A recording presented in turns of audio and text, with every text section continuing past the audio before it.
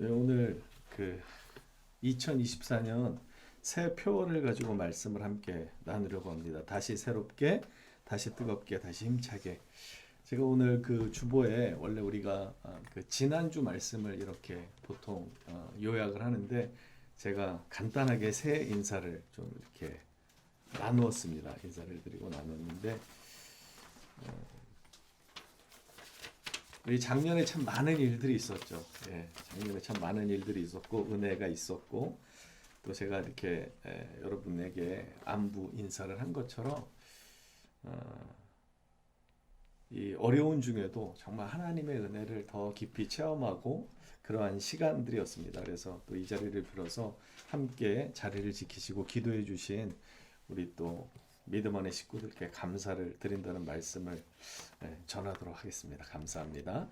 네, 오늘 다시 새롭게 다시 뜨겁게 다시 힘차게라는 제목으로 말씀을 나누는데 사도행전 1장 8절 우리가 몇 주 전에 지금 사도행전으로 말씀을 전하고 있기 때문에 오직 성령이 임하시면 너희가 권능을 받고 온 유대와 예루살렘과 사마리아와 땅끝까지 이르러 내 증인이 되리라 하시니라. 이 말씀을 전에도 나누었는데 오늘 그 말씀과 함께 두 군데 말씀을 더 좀 나눠볼까 합니다. 계시록 2장 4절과 5절 말씀 우리 조금 전에 읽었는데 다시 보시면 이 계시록 2장에서부터 3장까지는 그 일곱 교회에 대한 하나님의 말씀입니다. 그리고 특별히 이 2장에 나오는 말씀은요, 에베소 교회에 보낸 편지인데 이 에베소 교회는 어떠한 교회냐? 바울이 3차 전도 여행 때 이렇게 세운 교회이면서 또한 이 에베소는요, 참 이 성적으로 문란했던 도시이기도 합니다. 왜냐하면 아데미 신전이 많이 있었고 아데미 신전 외에도 많은 그 여러 우상들을 섬기고 특별히 로마 황제를 또 섬기는 그런 풍토가 아주 깊이 자리매김하고 있었기 때문에 이 에베소 교회를 향해서 여러 가지 칭찬이 있습니다. 먼저 칭찬이 있는데 오늘 이 칭찬에 앞서서 이 책망이 있고 뭐라고 책망하셨냐면 이렇게 책망하셨죠. 너의 처음 사랑을 버렸느니라. 그러므로 어디서 떨어졌는지를 생각하고 회개하여 처음 행위를 가지라. 만일 그리하지 아니하고 회개하지 아니하면 내가 내게 가서 내 촛대를 그 자리에서 옮기리라. 이 촛대를 옮긴다는 건 은혜를 이렇게 뺏어버리겠다. 하나님이 주시는 은혜를 걷어버리겠다. 이렇게 우리가 해석할 수 있습니다. 그리고 그 라오디게아 교회에 편지한 것인데 이 3장 15절 16절 말씀 함께 좀 읽겠습니다. 시작. 내가 내 행위를 아노니 내가 차지도 아니하고 뜨겁지도 아니하도다. 내가 차든지 뜨겁든지 하기를 원하노라. 내가 이같이 미지근하여 뜨겁지도 아니하고 차지도 아니하니 내 입에서 너를 토하여 버리리라. 라오디게아 교회는요, 이 일곱 교회 중에서 유일하게 칭찬이 하나도 없는 교회이기도 합니다. 참 안타깝죠. 하나님께서 심판하실 때 우리가 정말 라오디게아 교회처럼 이렇게 하나도 칭찬받지 못한다면 참 슬픈 일일 것 같습니다. 그런데 다시 한번 말씀드리면 이 에베소 교회에 먼저 칭찬이 있었습니다. 에베소 교회는 많은 것들을 칭찬하셨어요. 2절에 보면 이렇습니다. 내가 내 행위와 수고와 내 인내를 알고 또 악한 자들을 용납하지 아니한 것과 자칭 사도라 하되 아닌 자들을 시험하여 그의 거짓된 것을 내가 드러낸 것과 또 내가 참고 내 이름을 위하여 견디고 게으르지 아니한 것을 아노라. 이렇게 칭찬하고 있습니다. 에베소 교회 안에는요, 거짓 교훈들이 들어왔습니다. 그런데 이 거짓 교훈이 어떠한 교훈이었냐면 영과 육이 분리되어 있다는 가르침이었죠. 그래서 극단의 어떤 그 영육의 분리주의자. 그래서 이것을 구원파라고도 하는데 한 번 구원을 받았으니까 그것으로 됐다 이거죠. 내 영혼이 구원을 받았으니까 육신은 어떻게 살아도 된다? 마음껏 즐기면 살아도 된다. 그래서 극단의 쾌락주의로 빠지는 것이죠. 그래서 예수 믿고 구원 받았고 이제 내 영혼은 구원 받았으니 내가 이 육신은 어차피 썩어질 거 버려질 거 이거 그냥 내 마음대로 살겠다. 그것이 그 니골라당이라고 하는 그들의 교훈이었습니다. 그런데 그것을 따르지 않았다는 것이죠. 그리고 여기서 이야기하는 너의 행위와 수고와 인내라고 하는 것은 믿음의 인내입니다. 믿음으로 살아가기 위해서는요, 우리에게도 마찬가지지만 믿음의 인내가 필요합니다. 세상을 대항해서 살아가다 보면 대단히 어려운 일들을 많이 맞닥뜨리게 됩니다. 그런 것처럼 이 에베소 교회 성도들이 이러한 면에 있어서는 대단히 칭찬받을 만하고 하나님께서 인정하실 만하다는 것을 이렇게 칭찬하고 계십니다. 3절에도 보면 네가 참고 내 이름을 위하여 견디고 게으르지 아니한 것을 아노라. 믿음 안에서 얼마나 이들이 정진했는지를 주님은 인정하고 계십니다. 그럼에도 불구하고 그러나 너를 책망할 것이 있나니 이렇게 말씀이 이어지죠. 너의 처음 사랑을 버렸느니라. 그러므로 어디서 떨어졌는지를 생각하고 회개하여 처음 행위를 가져라. 만일 그리하지 아니하고 회개하지 아니하면 내가 내게 가서 내 촛대를 그 자리에서 옮기리라. 여러분, 처음 사랑은 어떠한 사랑을 이야기하는 것일까요? 저는 주님을 만났던 그 감격의 순간들을 아직도 기억합니다. 머리로만 이해하던 이 말씀들이 어느 날 이 마음판에 와서 부딪히기 시작할 때, 그래서 도대체 왜 울면서 기도할까? 왜 저렇게 통성으로 시끄럽게 기도할까? 교회 안에 있으면서도 여전히 비판적인 시각을 가지고 잘 믿는 성도들에 대해서 이 안 입고 온 시선을 갖고 있었던 저에게 이 말씀이 부딪히기 시작하고 십자가의 은혜가 다른 누군가의 것이 아니라 바로 나, 버림받아 마땅하고 저주받아 마땅한 나를 위해서 찾아오신 주님의 사랑이었구나라고 하는 그것을 깨닫는 순간, 그때부터는 십자가를 볼 때마다 그렇게 눈물이 나고 감사할 수가 없었습니다. 여러분, 실현당한 사람들이 이 대중가요를 좋아하죠. 왜냐하면 이 대중가요의 거의 90% 이상의 가사들이 뭘 이야기합니까? 사랑의 아픔과 사랑에 대해서 이야기하기 때문이죠. 저는 그전에는 찬송가의 가사가 그렇게 와닿은 적이 없었습니다. 그런데 주님을 딱 인격적으로 만나고 나니까 여러분, 찬송가의 가사가 얼마나 가슴을 울리는지 아십니까? 그리고 특별히 이 찬송가 3절, 4절 이렇게 그 가사를 잘 음미해 보시면요, 참 주옥 같은 가사들이 너무나 많이 있습니다. 그래서 제가 전에도 몇 번 말씀드렸는데 운전하면서도 울고, 그래서 하루 종일 울어서 거래처 사람을 만나지 못할 정도로 그렇게 직장 생활을 했던 그런 기억이 있는데, 이 처음 사랑이라고 하는 것은 주님을 처음 만난 그 감격을 이야기하는 것입니다. 어떠한 감격입니까? 그냥 내 어떤 감정적인 감격이 아니라 내가 얼마나 비참한 죄인이었는지를 깊이 깨닫는 그곳에서부터 시작되는 이 십자가의 은혜를 경험하게 되는 것. 그것이 바로 처음 사랑이라는 것입니다. 그런데 이것을 잃어버렸다는 것은, 이것을 놓쳐버렸다는 것입니다. 참 안타깝지 않을 수 없습니다. 여러분, 믿음 생활은 힘들기만 한 것이 절대로 아닙니다. 주님을 만나면 믿음 생활은 저절로 되는 것입니다. 이게 조금 과장되어 있긴 하지만 여러분, 주님을 인격적으로 만나고 그 사랑에 붙잡히기만 하면 말씀이 너무나 나에게 달콤한 것이 되고 나에게 힘이 되고 은혜가 되고 능력이 되는 것이기 때문에 말씀을 가까이 할 수밖에 없고 기도할 수밖에 없고 주님을 예배할 수밖에 없는 것입니다.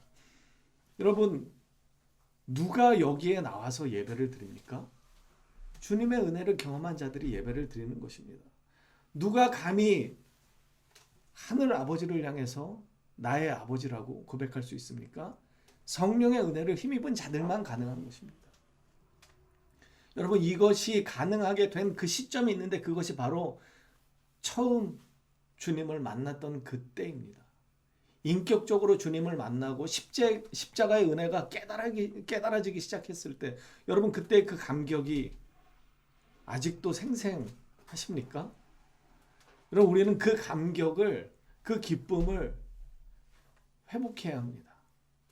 특별히 처음 사랑을 버렸다 이렇게 표현하고 있고, 어디서 떨어졌는지를 생각하고 어떻게 하라고 그랬습니까? 회개하라고 그랬습니다. 이 회개는 여러 번 반복적으로 말씀드리지만 방향을 전환하는 것입니다. 누구에게로 전환하는 거예요? 모든 것이 나에게 맞추어졌던 나 중심의 신앙에서 하나님 중심, 십자가 중심으로 돌이키라는 것입니다. 그래서 결국은 이 회개는요, 하나님을 향해서 돌아가라고 하는 것입니다. 그럴 때 이것이 회복되는 것이죠. 여러분, 에베소서 5장 2절에 보면 그리스도께서 너희를 사랑하신 것 같이 너희도 사랑 가운데서 행하라 이렇게 말씀하셨습니다. 그는 우리를 위하여 자신을 버리사 향기로운 제물과 희생 제물로 하나님께 드리셨느니라. 예수님께서 어떻게 우리를 품으셨는지를 말씀하고 있습니다. 그러면서 너희도 사랑 가운데서 너희를 끝까지 사랑하신 십자가의 사랑의 모범을 보이신 예수님이 너희를 사랑하신 것 같이 너희도 서로 사랑 가운데서 행하라는 것이죠. 여러분, 사랑은 우리가 마음 먹는다고 되는 것이 아닙니다. 주님과 같이 있을 때, 주님의 은혜를 경험할 때, 주님의 이 은혜를 넘치게 받았을 때 우리는 비로소 사랑하게 되어 있습니다. 사랑한다고 마음 먹는다고 되는 것이 아니죠. 고린도 13장 1절에서 3절까지의 말씀인데 우리 너무나 잘 아는 말씀이죠. 함께 좀 읽어볼까요? 시작. 내가 사람의 방언과 천사의 말을 할지라도 사랑이 없으면 소리나는 구리와 울리는 꽹과리가 되고, 내가 예언하는 능력이 있어 지식을 알고 또 산을 옮길 만한 모든 믿음이 있을지라도 사랑이 없으면 내가 아무것도 아니요, 내가 내게 있는 모든 것으로 구제하고 또 내 몸을 불사르게 내줄지라도 사랑이 없으면 내게 아무 유익이 없느니라. 여러분, 처음 사랑을 회복하고 회개해서 얻을 필요가 있는 이유가 무엇이냐면요, 이 사랑은 주님께로부터 시작된 것입니다. 주님의 사랑을 힘입지 않으면요, 우리는 누군가를 사랑하는 게 불가능합니다. 여러분, 이 목사도 부끄럽지만 참 누군가를 사랑하는 게 쉽지 않습니다. 그런데 어떨 때 이게 가능해집니까? 주님의 사랑을 힘입을 때 우리는 그 사랑을 인해서 누군가를 사랑할 수 있게 된다는 것입니다. 그런데 에베소 교회가 많은 칭찬을 받았음에도 불구하고 안타까운 것이 무엇이었냐면 바로 이 주님과의 첫 사랑을 버려버렸다는 것입니다. 이것을 주님은 책망하고 계십니다. 여기 3절에 보시면 뭐라고 말씀합니까? 내가 내게 있는 모든 것으로 구제하고 내 몸을 불사르게 내줄지라도, 자기의 생명을 버릴지라도 그것이 사랑에 근거한 것이 아니라 자기 의의를 드러내기 위한 것일 수도 있다는 것을 암시하고 있습니다. 누군가는 자기 의에 사로잡혀서, 자기 명예에 사로잡혀서, 그런 것에 사로잡혀서 자기의 목숨을 내줄 수도 있다는 것이죠. 하지만 사랑에 근거한 것이 아니면 아무것도 아니라는 거예요. 로마서 13장 10절은 뭐라고 우리에게 말씀합니까? 사랑은 이웃에게 악을 행하지 아니하나니 그러므로 사랑은 율법의 완성이다, 이렇게 표현하고 있습니다. 그렇기 때문에 우리가 처음 사랑을 회복하는 것이 너무나 중요합니다. 요한은 우리에게 또 이렇게 설명하죠. 새 계명을 너희에게 주노니 서로 사랑하라. 내가 너희를 사랑한 것 같이 너희도 서로 사랑하라. 너희가 서로 사랑하면 이로써 모든 사람이 너희가 내 제자인 줄 알리라. 사랑은 이렇게 아주 중요합니다. 제가 아까 전에 말씀드린 것처럼 라오디게아 교회는 칭찬이 없는 교회입니다. 안타깝게도 그렇습니다. 이 칭찬이 전혀 없는 교회에 주님께서 책망하시는데 에베소 교회의 책망한 것과 비슷합니다. 자, 15절에 보면 내가 내 행위를 아노니 네가 차지도 아니하고 뜨겁지도 아니하도다. 네가 차든지 뜨겁든지 하기를 원하노라. 네가 이같이 미지근하여 뜨겁지도 아니하고 차지도 아니하니 내 입에서 너를 토하여 버리리라.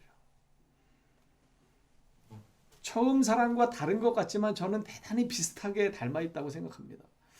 여러분, 당시에 이 라오디게아 근처에는요, 그 히에라폴리스라고 하는 온천이 있었다고 합니다. 유명한 온천이었대요. 그러니까 이 온천에 그 근원지가 있어서, 여러분, 온천 근원지에서 이 온천수가 끓게 되면 어떻죠? 물이 뜨겁죠. 그런데 지금 이 라오디게아 교회가 뜨겁지도 않고 차갑지도 않고 그냥 미적지근한 상태라는 거예요. 그것을 주님이 책망하시는데 그게 어떤 의미냐면요, 이 히에라폴리스로부터 이 라오디게아가 약 10km 정도 떨어져 있었다고 합니다. 그러니까 온천의 그 근원지로부터 10km를 흘러내려오는 동안 이 뜨거운 열기가 다 빠져버린 거예요. 그래서 차갑지도 않고 뜨겁지도 않은 정말 구역질 나는 상태가 되어버린 그러한 영적인 상태를 지금 주님은 책망하고 계신 것입니다. 제가 이 말씀을 이렇게 묵상하면서 이게 과연 라오디게아 교회에만 해당되는 이야기인가? 혹시 우리에게 해당되는 이야기는 아닌가? 여러분, 물은 흐르게 되어 있지만 여기서 이야기하는 것은 그것이죠. 온천의 근원지에서 너무 많이 흘러 내려와 버린 거예요. 그래서 그 열기를 도대체가 유지할 수가 없는 상태가 되어버린 것입니다. 그래서 온천수로서는 그 기능을 완전히 상실해 버린 거예요. 특별히 라오디게아 교회가 칭찬을 전혀 받지 못했는데 그 대표적인 거 한 가지가 무엇이냐면요. 이렇게 온천수로서의 기능을 전혀 하지 못했던 그들의 모습에 기인하고 있습니다. 이것은 마치 그런 것입니다. 우리가 그리스도인이라고 하면서 예수님을 나의 구주라고 고백하면서 세상의 사람들과 전혀 구분되지 않는 우리의 모습이 이렇게 미적지근한 온천수처럼 주님이 그냥 뱉어버리고 싶어하는 그러한 모습이 바로 이 성도들의 구별되지 않는 모습, 세상 속에 묻혀서 살면서 세상 사람들과 전혀 구분되지 않는 거예요. 여러분, 거룩은 무엇이라고 말씀드렸습니까? 거룩은 구별하는 것입니다. 세상으로부터 구별된 것이 바로 성도입니다. 그럼에도 불구하고 성도의 본분으로 살면서 늘 십자가의 은혜를 붙잡고 살아간다고 하면서 우리의 모습 속에서 뜨거운 것이 없는 거예요. 온천수가 뜨거워야지 온천수인데 그 온천수의 기능을 완전히 상실해버린 것이죠. 세상에 취해서 세상을 의지하면서 하나님을 의지하는 것이 아니라 세상의 물질과 세상의 환경을 의지하면서 살아가는 이러한 모습이야말로 차지도 뜨겁지도 않은 그러한 안타까운 성도의 모습이라고 주님은 지적하시는 것입니다. 여러분, 2024년을 시작하면서 혹시 나는 어떠한 상태에 있는지 좀 스스로 돌이켜보고 점검해 봤으면 좋겠습니다. 나는 처음 사랑을 얼마나 유지하고 있는가? 우리 요즘 말로 막 라떼 그러잖아요. 라떼는 말이야. 근데 혹시 우리가 현재의 신앙을 이야기하기보다는 과거의 그때를 회상하면서 과거의 신앙 속에 붙잡혀 살아가고 있지는 않은지. 부족하지만 저도 그럴 때가 많이 있는 것 같아요. 그때 참 뜨거웠는데, 그때 참 기도 열심히 했는데, 그때 참 많이 주님 사모했는데. 여러분, 우리는 과거의 신앙을 회복하는 자로 살아서는 절대로 안 됩니다. 지금 현재의 신앙을 붙잡고 지금 주님을 사랑하고 주님의 말씀을 의지해서 살아가는 자가 되어야 온천수의 기능을 유지할 수 있는 것입니다. 여러분, 우리가 아무리 애쓴다고 해서 이 온천수가 뜨거워지지 않듯이 주님께로부터 멀어지면 멀어질수록 그 거리가 멀어지면 멀어질수록 우리는 그 기능을 감당해낼 방법이 없습니다. 왜냐하면 우리는 우리 스스로가 빛이 아니기 때문입니다. 빛이신 주님께 가까이 갈 때, 우리의 생명이신 주님께 가까이 갈 때 우리는 생명의 능력을 회복할 수 있는 유일한 방법이 거기에 있습니다. 이 뜨겁지도 않고 차갑지도 않은 이 상태는 결국은 무엇입니까? 마태복음 15장 8절은 이렇게 이야기합니다. 이 백성이 입술로는 나를 공경하되 마음은 내게서 멀도다. 입술의 고백과 마음이 다른 거예요. 요한복음 9장 41절의 말씀 함께 좀 읽어볼까요? 시작. 예수께서 이르시되 너희가 맹인이 되었더라면 죄가 없으려니와 본다고 하니 너희 죄가 그대로 있느니라. 이게 무슨 말씀입니까?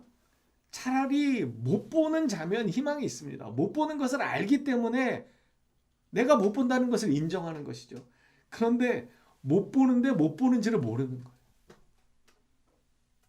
내가 온천수의 기능을 완전히 상실했는데 여전히 나는 온천수, 뜨거운 온천수라고 착각하고 살아가는 거죠.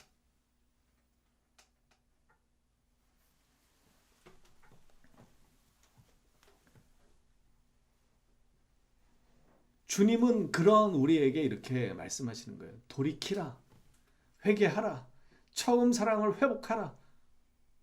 왜냐하면 우리에게는 능력이 없습니다. 우리에게는 아무런 힘이 없어요. 우리는 오직 주님께만 붙어 있을 때 우리는 그 뜨거움을 유지할 수 있고 힘을 유지할 수 있고 은혜를 공급받을 수 있는 것입니다. 그런데 우리는 자꾸 주님과 가까이 지내지 않으면서 마치 내 스스로 힘을 낼 수 있는 것처럼, 빛을 발할 수 있는 것처럼, 내 스스로 열을 내서 뜨겁게 할 수 있는 것처럼 그렇게 자꾸만 착각합니다. 그러면서 과거의 나를 회상하죠. 주님은 이러한 모습을 회복하라고 우리에게 말씀하십니다. 다시 새롭게, 다시 뜨겁게, 다시 힘차게 라고 하는 이 표현은요, 제가 이 자리에서 기도하면서 주님께서 주시는 은혜였습니다. 제가 말씀을 찾고 매년 돌아올 때마다 하나님 어떠한 말씀으로 우리가 새롭게 시작하는 한 해를 살았으면 좋겠습니까? 그렇게 기도하면서 제가 말씀을 많이 찾으면서 이렇게 표어를 찾았었는데 이번에는 제가 이렇게 기도했습니다. 주님 그냥 좀 주셨으면 좋겠습니다. 제가 말씀을 찾지 않아도 주님이 주시는 그 비전을 좀 선명하게 좀 보았으면 좋겠습니다. 라고 제가 그렇게 기도했어요. 그런데 그 기도가 끝나기도 전에 그냥 이 딱 마치 올림픽 문구 같지 않습니까? 응원 문구 같지 않아요? 근데 그것처럼 저에게 그냥 탁 주셨어요. 다시 새롭게, 다시 뜨겁게, 다시 힘차게. 그런데 이 말씀을 붙잡고 그날 아침에 기도하면서 그런 마음들이 많이 들었습니다. 우리가 어떻게 다시 새롭게, 다시 뜨겁게, 다시 힘차게 힘을 낼 수 있을까? 주님 가까이 가는 수밖에 없구나. 주님의 은혜를 구하는 방법밖에 없구나. 그것을 그날 아침에 바로 또 깨닫게 하셨습니다. 그래서 참 감사했던 기억이 있는데 여러분 우리는 주님 앞에 나아가야 합니다. 오늘 사도행전 1장 8절의 말씀을 다시 보시면 오직 성령이 너희에게 임하시며 오직이라고 말하고 있습니다. 오직 다른 것이 아니라 그리스도의 영이 우리에게 임하실 때 우리가 두나미스 권능을 받는 거예요. 폭발적인 힘을 우리가 얻게 되는 거예요. 우리 스스로 그 힘을 낼 수 있는 게 아니라 그리스도의 영이신 성령의 은혜를 힘입을 때 우리는 능력을 받게 된다는 것입니다. 그리고 그 성령의 은혜와 능력으로 그때부터 그리스도의 증인이 될 수 있다는 것을 바울은 누가는 사도행전을 통해서 이렇게 우리에게 이야기하고 있습니다. 여러분 어렵지만 어렵지 않습니다. 내가 나를 막 개발해서 어떤 것을 해내는 것이 아니라 그저 우리는 주님께 가까이 나아가면 됩니다. 그리고 주님의 은혜를 붙잡으면 됩니다. 그러면 주님께서 우리를 새롭게 하시고 뜨겁게 하시고 능력 있게 하셔서 주님의 일꾼으로 쓰시는 것입니다. 쓰임 받기 원하십니까? 다시 새롭게, 다시 뜨겁게, 다시 힘차게 나아가길 원하십니까? 말씀 앞으로 나아가는 은혜가 있었으면 좋겠습니다. 기도의 자리로 나아가는 은혜가 있었으면 좋겠습니다. 그래서 나를 의지하는 것 이제 그만두고 과거의 나를 회상하는 것 이제 그만두고 오직 현재의 신앙을 드러내고 현재의 신앙을 자랑하고 주님을 붙잡고 나아가는 우리가 되었으면 좋겠습니다. 여러분 베드로전서 4장 11절의 말씀도 이렇습니다. 우리 함께 좀 읽어볼까요? 시작. 만일 누가 말하려면 하나님의 말씀을 하는 것 같이 하고 하는 것 같이 하라. 이는 범사의 예수 그리스도로 말미암아 하나님이 영광을 받으시게 하려 함이니 그에게 영광과 권능이 세세 무궁하도록 있느니라. 아멘. 우리가 봉사를 하려면 하나님이 공급하시는 힘으로 하는 것 같이 하라는 거예요. 이게 어떨 때 가능합니까? 성령의 은혜를 힘입을 때 가능한 거예요. 주님과 가까이 붙어 있을 때 가능한 거예요. 왜 많은 사람들이 교회 와서 봉사하면서 시험에 들고 무너지고 무기력해지고 나 그만둘게요. 나 봉사 이제 그만했으면 좋겠어. 왜 그럽니까? 주님과 가까이 하지 못하는 거예요. 그런 채로 봉사하는 거예요. 그러니까 힘이 빠지는 겁니다. 이 뜨거움을 유지할 수가 없는 거예요. 빛 대신 그분을 가까이 하지 않으면서 빛을 어떻게 낼 수 있습니까? 불가능한 것입니다. 목사도 마찬가지고 권사님들도 마찬가지고 성도들도 마찬가지입니다. 우리가 그리스도의 빛을 드러내기 위해서는 그리스도 가까이 나아가야 되는 거예요. 이 방법밖에 없습니다. 여러분, 주님께 가까이 나아가면 어떠한 은혜가 주어집니까? 이사야 40장 유명한 말씀이죠. 피곤한 자에게는 능력을 주시며 무능한 자에게는 힘을 더하시나니. 무능한 자에게 힘을 더하신다는 건 무엇입니까? 무능한 자에게 능력을 주신다는 것입니다. 소년이라도 피곤하며 곤비하며 장정이라도 넘어지며 쓰러지되, 함께 읽겠습니다. 시작. 오직 여호와를 앙망하는 자는 새 힘을 얻으리니 독수리가 날개치며 올라간 같을 것이요 다른 박질하여도 곤비하지 아니하겠고 걸어가도 피곤하지 아니하리로다. 아멘. 오직 여호와를 바라보는 자, 여호와를 의지하는 자는 소년도 장정도 다 넘어질 수 있지만 여호와를 의지하는 자는 새 힘을 얻게 된다는 것입니다. 능력을 얻게 된다는 것입니다.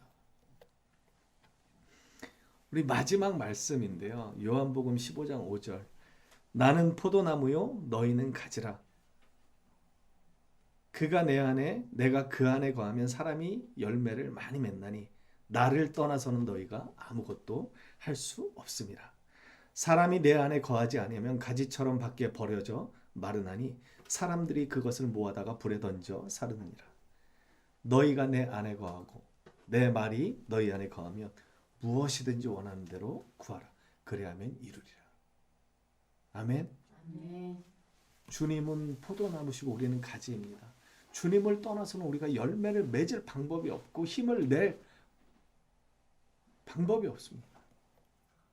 다시 새롭게, 다시 뜨겁게, 다시 힘차게 시작하는 이 2024년 이 한 해를요, 주님께 가까이 나아가기 위해서 애쓰고 주님의 사랑을 다시금 회복하기 위해서 애쓰는 우리 모두가 되기를 간절히 소망합니다.